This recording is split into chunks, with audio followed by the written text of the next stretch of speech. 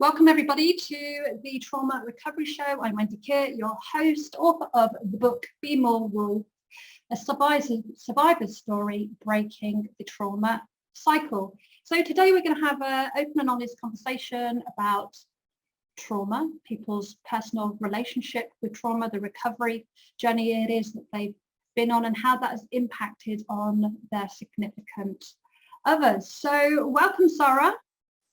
Thank you.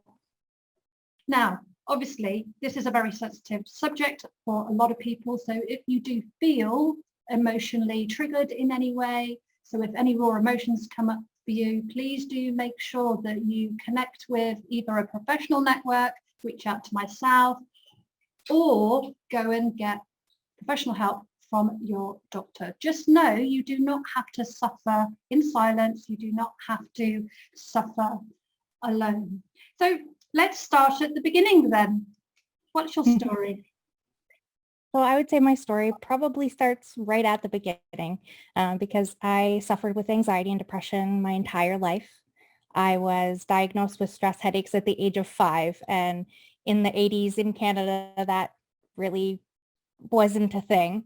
They didn't have a whole lot of resources for us back then.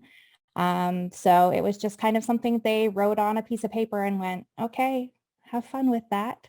And it kind of continued all the way into high school.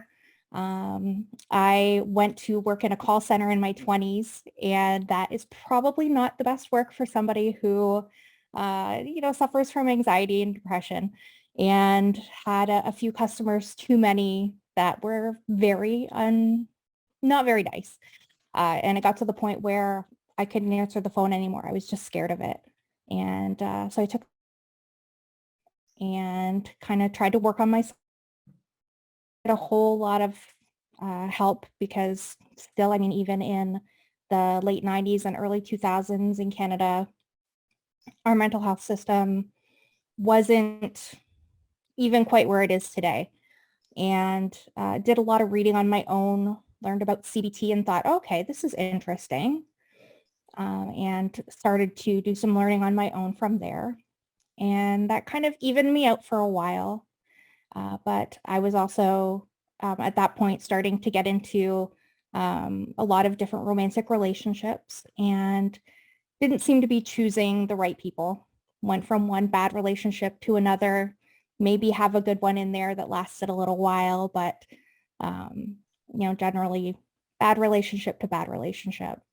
And in my late 30s, I got into a really bad and abusive relationship. The kind of relationship that I thought I would never get into, that I was the type of person that would say, oh, that'll never happen to me because I'll never put up with that. He was emotionally abusive. He was financially abusive. To do things to my friends and family. He would have people intimidate me. People slashed the tires on my car. And unfortunately, going to the police wasn't an option for me because he was a police informant. So anytime they got called, there was never any kind of a report on his name or anything like that. So I wasn't getting a whole lot of help. This person had taken over my life in a really short period of time and had driven all of my friends and family away and was gaslighting me on a daily basis, telling me that I was crazy and things weren't really happening the way they were. And it got to the point where I wanted to be out of the situation and I couldn't find any help. And I decided I needed more help than just trying to call the police. And I needed to do something to get some kind of serious help involved. And I decided that I was going to check myself into the hospital. But we can't just do that here. We get sent home. So I decided my best way to do that would be a suicide attempt. At that point that I didn't really want to die. I just wanted the situation to be over. I wanted a resolution for it. So half of what I had, and I flushed it down the toilet, but told the EMS that I did take it and was put into the hospital.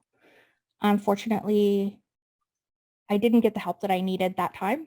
I had police come in and really harass and threaten me in the hospital. There were some really great people in the hospital that did help me while I was there, but they released me a little bit early. I told them I wasn't ready to come home yet. I didn't feel like I had the skills. And they sent me home after 3 weeks. And things were okay. While I had my family there to support me, I stayed with some of my family right after I came home. But eventually, this person weaseled his way back into my life, told me he'd gone to rehab and everything had changed. And being a people pleaser and wanting to, you know, say that I tried as hard as I could in this situation, I let him back into my life. And little by little, didn't actually take very long. He started to turn back into the person that he originally was because, of course, he hadn't changed. And he started to get meaner and meaner and would got to the point where he actually physically attacked me. And at that point, I knew that this wasn't something I could control anymore. There wasn't anything I could do. And unfortunately, no matter how many times I asked him or told him or begged him to leave my house or tried to take his things and take them to someone else's house so that he would be home, he'd always show up again and he'd always somehow get back in. And at that point, I felt like I didn't have any help or any hope. And I felt completely alone and isolated. He was again threatening to hurt my family or friends. Sorry, we just had a bit of a technical hiccup then. So you were just talking about how he'd started to threaten your family members as well. Was that directly to them or was that him saying that to you? Always saying it to me.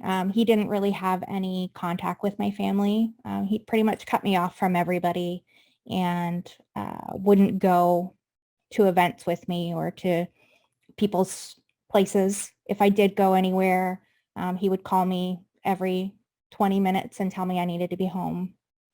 And that alienated a lot of my friends and family too. And it got to the point where he actually physically attacked me. And I just thought, oh my gosh, like this is getting to somewhere that I can't handle. No matter how many times I tried to kick him out of my house or, take his stuff and leave it at somebody else's house and make him someone else's problem, it wasn't working. And he always ended up finding his way back into my house. And so I just felt so alone and alienated. So many of my friends had told me, I've got my own things going on. I can't take your drama on top of it. And it was really alienating. And I just felt so alone that I decided it would be better if I wasn't there. That this time I actually made a serious attempt on my life. And I didn't want to be there. And after 20 hours, someone found me in a field and they had to resuscitate me. I was taken to the hospital and I was in a coma for 4 days. And when I woke up, I saw the ugly curtains in the hospital and knew exactly where I was because they're the same in every hospital in my hometown. And at first I was so angry that someone else had negated my decision. Someone else had taken control of my life that I felt like I was finally taking control of and kept me there.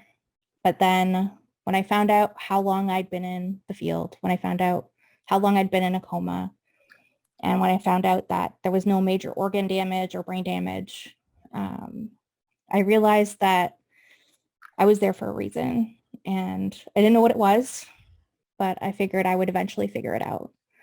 And even though I didn't end up with brain damage or organ damage, I did end up with physical damage. And I was in the hospital for 5.5 months where I had to learn to walk again, had to have multiple surgeries. And still to this day, and probably forever, I will walk with a cane. So I have a constant reminder of, what I did. But at the same time, I have a really dark sense of humor. And my big joke is that I'm immortal. So there's no point in me trying again because I'm not going anywhere. I'm just going to be here. So I love that. Immortal. I love that. That's awesome. From that, I was finding that while I was in the hospital, because I had physical injuries, they wouldn't treat me for any kind of mental health issues at all.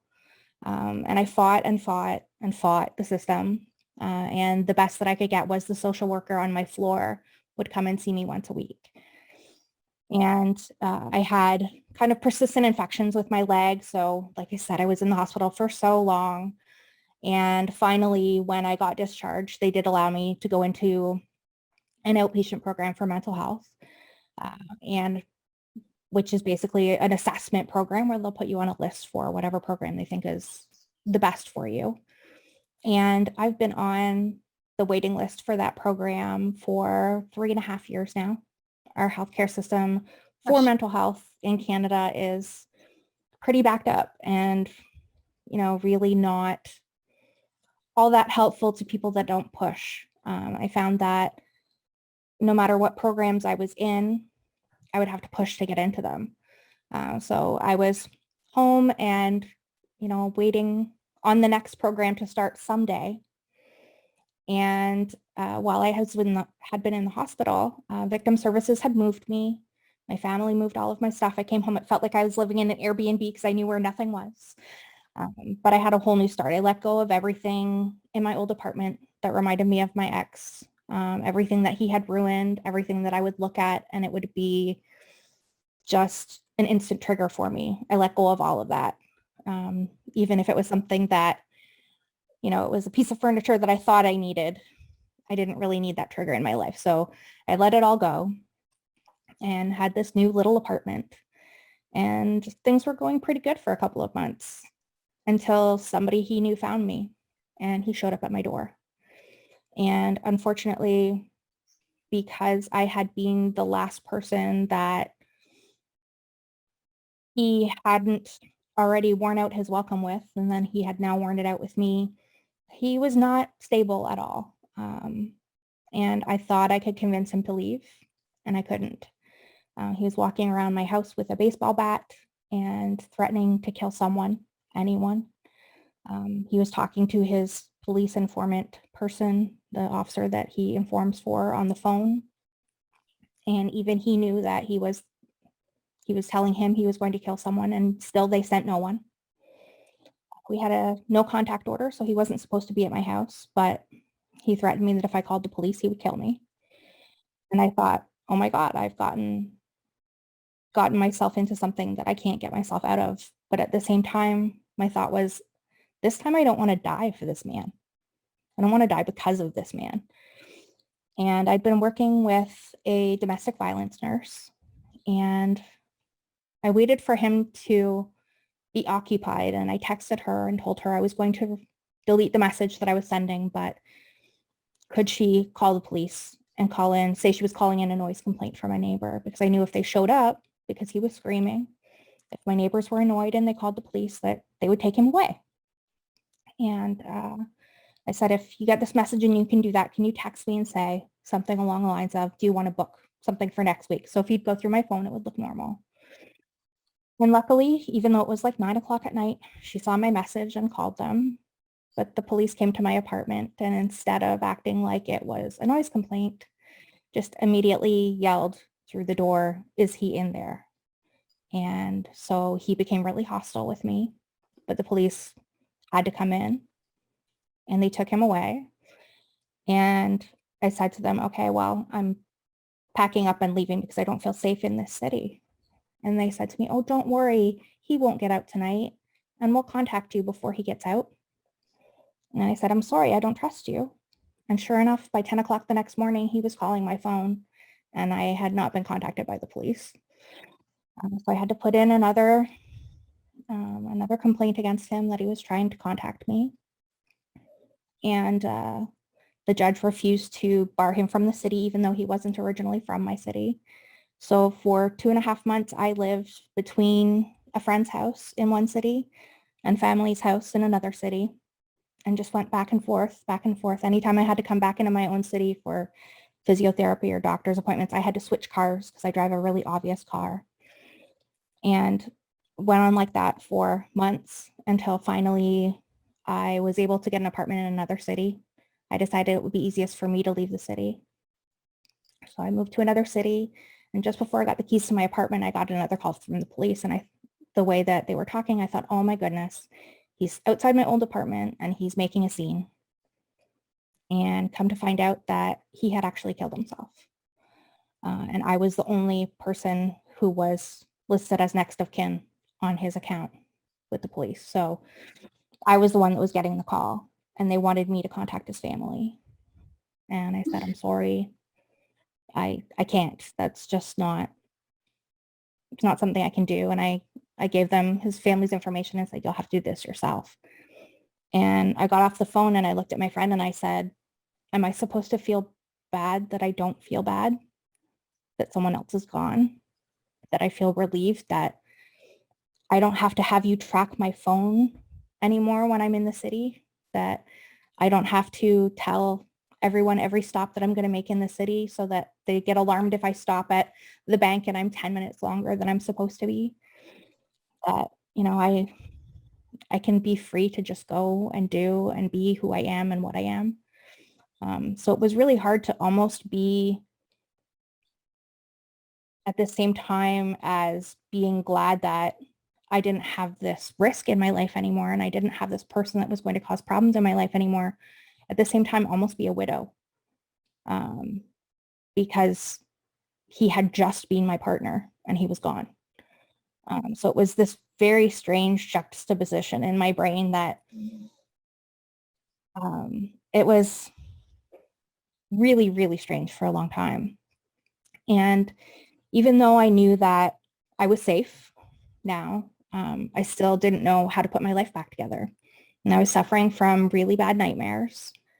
And unfortunately, the healthcare system for mental health in the city that I moved to, it's a smaller city, was even more limited than the one that Could it get I any moved more from. limited? I mean, It's so true. And then COVID came along. So, everything went online and there weren't as many programs available. And I was having problems getting up in the morning. And then one day I woke up and I just felt so restless. And all I could think to myself is something has to change. I can't feel like this anymore. I can't run through conversations in my head over and over again. I can't run through situations over and over again. I can't think what if, and I can't have all this negativity around me all the time. Something has to change. I'm so fed up with this. And, I'd had such good friends that looked after me. And I was surrounded by such a great community in my new city. But I was like, there's something that's got to change in me. And so that morning I got up and I thought to myself, I really want to go for a walk. I really want to go for a walk somewhere green. So strangely enough, I don't know why I did this. I pulled out my phone and I pulled up the map app on my phone and literally scrolled around looking for somewhere green that was around me, but not too close. Because after all, everybody would be out in the park because it was COVID. So I wanted something that was a little bit further away from the city. And I found this place that was about a half an hour away in the middle of nowhere. It looked like lots of green space. So I said, okay, let's go. And I drove out there and put an audiobook on my phone. And I just walked until my legs hurt. And as soon as I realized that my legs hurt and I was feeling that lactic acid buildup, I got to thinking, wait a minute, I don't feel quite so angry and restless anymore. That's kind of gone. So I walked for about another half an hour and found my way back to my car and called a friend and I said, I'm ready for something to change. I'm ready for this to be different. I just don't know what it is. So I was beginning to be a little bit more receptive. And I started trying all kinds of things. So I started gratitude journaling. I started trying to make a morning routine and a night routine. Started listening to all the audiobooks that I could and implementing all the things that I thought, oh, that sounds interesting. That sounds like I could try it. And just basically trying any little tip or trick that I could find. And things started to get a little bit better. And then in March, I saw an ad for a 21-day tapping EFT experience. And I had been introduced to EFT like a year earlier. I think at the tail end of a workshop, someone had said, "Oh, have you heard of this? You should try it." And I tried one tapping exercise that was for having a better day. And I thought, oh, okay, that was interesting. Yeah, my day was pretty good, but didn't really look at what it could do for me. And I saw the ad for the 21 days of tapping, and I was like, oh, okay, that's interesting that it can, it has stuff to do with stress relief, and it can, change the way you think. So maybe I'll try this. And by the third day, I realized that I wasn't running through scenarios in my head constantly anymore. I wasn't replaying conversations and situations. And for somebody who's had that their entire life, that was like a huge revelation for me. So I called my mom and I was like, oh my God, I found this tool and you can totally do it yourself. You don't even have to go see anybody if you can't afford to. And like, I need to learn more about this. I need to figure it out. And like, I need to tell people about it. And so I enrolled in a certification program for it to become a practitioner. And just seeing how much it's changed my life and the way that I think is incredible and so quickly. And it's been able to take away a lot of the responses that I was having. I'm not super hypervigilant anymore. Yes, I still have occasional nightmares, and yes, I still have bad days. But just the amount that it's changed my thinking and changed my perspective has been amazing. So it's the biggest tool for me that's made a change super quick. And the wonderful thing that I think about it is that it's so accessible. And, once you learn how to do it, you can do it yourself. So all the people that are on waiting lists for programs, you're not given anything in the interim. This is an amazing thing that they could use while they're on the waiting list, and then to complement. It doesn't sound like in Canada, there's not even any point in having a waiting list. 3 years. Well, yeah.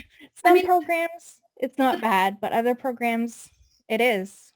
It's pretty shocking, really, for me to hear, because, you attempted to take your own life twice. That, in England anyway, I can't speak for the rest of the world, it is instant access to mental health services. Yeah. Instant, because you're at significant risk. Okay. I mean, England could be better for sure. And you do have to be at significant risk to get access to services. But at least once you're in the system, you're in the system. I mean, some people would say it's a bad thing. I don't think it's a bad thing personally. Yeah. But I mean, 3 years after someone has tried to take their life twice, I think it actually is pretty freaking disgraceful. Yeah. Well, I think the worst part was that I wasn't getting any help while I was there because I had a physical injury. And, that's when I needed it the most. And I was released without having any kind of psychological help at all. I was released and told, well, you can take part in another program. And I just think it was super irresponsible. And I think it's a super irresponsible way for our system to run here. But there's only so much you can advocate for and advocate for and advocate for. Of course, before you hope that they change. Yeah, because you're dealing with your own emotional health and well-being. I mean, how hard do you have to push? The police aren't listening to you. They've already dismissed you. And, when you're dealing with things like domestic violence, they're going to say the first people you turn to, but they're not. They're normally the last. But even when you did, you were, he already had a relationship with the police anyway. So you had that dynamic to deal with. The mental health systems let you down. But it seems like the one person who actually had her finger on the pulse was the nurse, the domestic violence nurse. So hats off to her for, taking the call late at night and actually reaching out to the police and doing something about it. Staggering. Yeah, she was phenomenal. And it was actually just a program that was through one of the universities in my hometown. And they were doing basically like running a testing on a program to see how effective it was.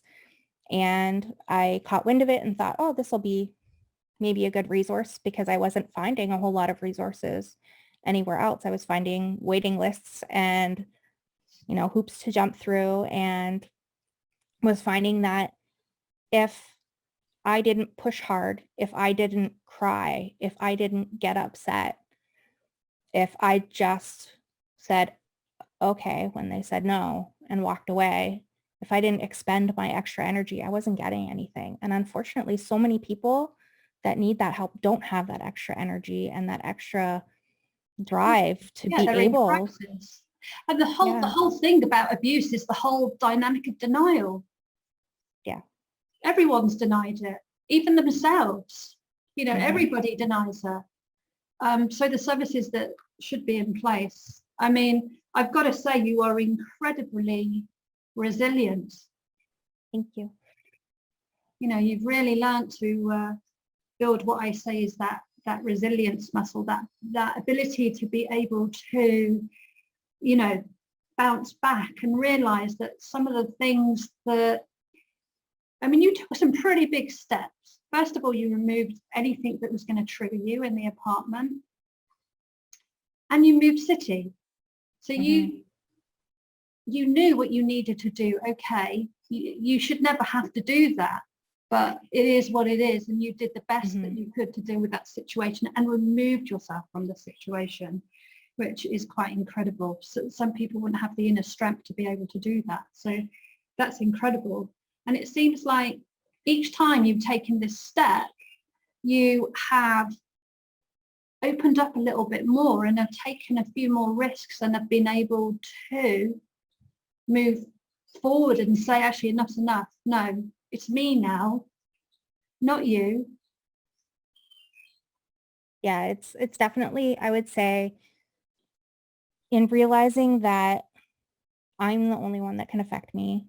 And if I really want something to change, I have to change me from the inside out, I think has been the biggest thing that has allowed me to make change, that has allowed me to, take something that, yeah, I went through something pretty horrific, but at the same time, it helps me to understand where a lot of other people are coming from.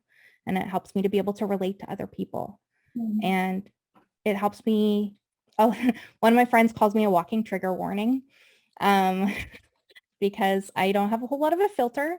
And I kind of figure that if I'm going to tell my story and answer questions honestly, that, maybe it'll help that one person who's scared to speak up or thinks that they're alone.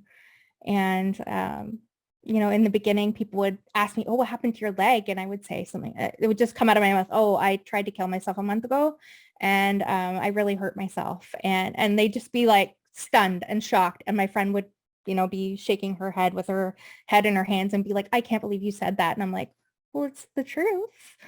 So I've learned to soften it up a little bit, but at the same time, I'm kind of embracing my trigger warning self in that, if what I'm saying is affecting somebody, it's an invitation to look at that and say, is this something that I'm ready to change the way that I feel about in my life?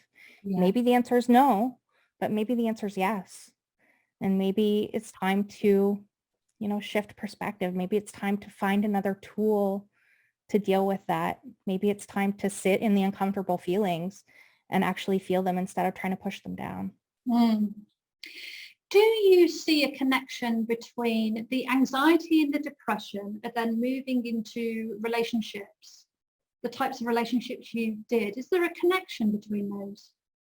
I would say that the low self-esteem that I had in the anxiety and depression definitely contributed to that, and the people pleasing as well. So it's very easy for somebody who wants to take advantage of people to get into a relationship with people that want to please people. They're getting exactly what they want. And I think there was a lot of codependence, I think, in that relationship that I didn't realize was there, didn't even know what it was. And so I think that a lot of the traits that come from or came from my anxiety and depression were things that, either influenced me to get into that kind of a relationship or made it very attractive for me to be in a relationship with someone who is manipulative. A question that's just come into my head was about, because you experienced so much denial in your life from a very young age in terms of the anxiety and depression, no one ever believed you. You know, you didn't get the services that you should have got access to. And then you went into a relationship, but then nobody believed you again. Yeah. I mean, I think I saw when I was probably in my mid to late 20s, I went to Australia for a friend's wedding and met some of her friends and who had little children who had been diagnosed with anxiety, and seeing that there was actually a program now, it made me feel so much better that there are resources for people now, because then I know that they don't have to go through what I went through. You know, they don't have to go through questioning why you're sick all the time. Do you think that varies in country? Do you think you would get a better service in Canada now if you were a child? Probably. It's probably still not what it should be, but definitely I think it's better than it was, you know, 40 years ago. We like to think so. Yeah. Yeah, for sure. And I mean, all I can do is advocate for things to improve and take the energy that I have left over after dealing with, you know, my own level of rejection that I have to deal with in my life, or, you know, the bad days that I have, or, you know, dealing with things that are still will take an emotional toll, you know, whatever's left over, and putting that into advocating for the people that still need so much more than I do and just can't voice that themselves. I bet you're an amazing advocate as well. I hope I can be. Yeah, I'm sure you are. There's 3 words that I just wanted to explore a little bit to get your understanding and your perspective, because you've mentioned them and not everybody listening, I think, is going to know what they are. The first one is about being hypervigilant. How do you see that? How do you experience that? So for me, when I was hypervigilant, basically the biggest thing that affects me is loud noises. So if there was any loud noises, it would really startle me. I couldn't be around loud noises. I can't focus very well still to this day with a lot of them. If I have men that I consider to be above me or in power, I am already tense and looking for the situation to go bad. And if a man raises his voice around me, I become very, very tense, and I feel myself close in. I feel myself start to shut down, and I'm getting a little bit better with it, but those are the main things for me. If there's some kind of big conflict that's going on, I really feel myself start to shut down and go into that. Like, I know we've heard about fight or flight for years, but now they're talking about freeze. And that is really the response that I had, where it's, you know, my body just starts to shut down and I don't participate and I withdraw. You avoid. Yeah. Yeah. Totally understandable. Brilliant. The other word was gaslighting. So I forget where the term comes from. I think it was a husband who was gaslighting his wife, and he would play with the lights at night when there was gas lighting. And he would play with the lights at night and tell her that it didn't happen, that she was crazy. So it's basically someone that's telling you that what you're experiencing or what you're feeling isn't real. It's not happening. You're crazy. And they tell it to you over and over and over again until you start questioning yourself and you're like, did that really happen? Should I not be feeling that way? I don't know. And it's very, very heavy manipulation that they make seem like it's nothing. Brilliant. Thank you. Codependency. So codependency is something that I'm still really learning about. I didn't know what it was when one of my friends spat it at me as this big dirty word about my relationship. But I didn't realize that I was feeding into what he needed in the relationship. And he was feeding into what I needed. So I needed to take care of someone, and I needed to feel responsible. And I needed to have a problem to solve. And he needed someone to solve his problems. And he needed someone to take care of him and take care of everything. And, you know, we see all these, romantic movies where, men are supposed to be Prince Charming and things like that. And a lot of the time when you look at it, you're like, oh my goodness, maybe that isn't the healthiest thing when you really examine it. So, some of these things can look really enticing, but sometimes they can be really unhealthy. Very true. And it's like hand in glove, isn't it? Almost. It feels like it's the perfect fit, but it's really not. Yeah. It's very Absolutely. hard to detect, very hard to once you're in it, because it feels so comforting. It feels so natural. It feels like That's it's true. the perfect fit, but yeah. Brilliant. Thank you very much for running through those 3 words for me. I know we all have our different perspective in the way we see things, but I think it's really important for people to see your understanding and your perspective. For women who could potentially find themselves in a similar situation to yourself, where you were in a situation that wasn't healthy, you felt trapped, isolated, alone, what's one thing that they could do to extend their support network? I know it's a real challenge, but what's the one thing? I would say very first thing is don't ignore your intuition. I ignored so many red flags, and I ignored so many things that happened, and that led me into more isolation, because I would ignore it and then deny it, and I wouldn't want to tell anybody about it. So I think that led me into a lot of isolation as well, just not wanting to admit that this didn't feel quite right, but not wanting to be wrong. Yeah. Okay, brilliant. Thank you very much for that. So what's the one thing you would like people to know?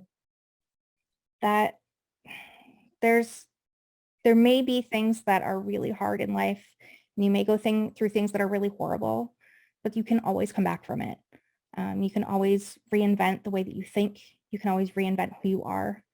And, you can always find a way to move forward. And sometimes it really doesn't feel like that.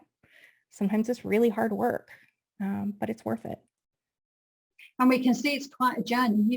You've been on quite a journey, and you've put steps in each step of the way, which has naturally taken you to the next step. So you might have gone backwards a little bit, but you've always nudged yourself forward by the looks of it, which is awesome. Yeah.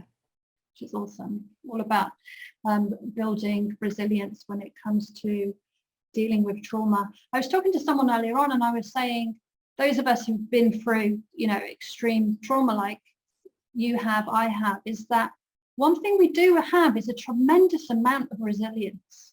We get knocked down, we get back up again. We get knocked down, we get back up again.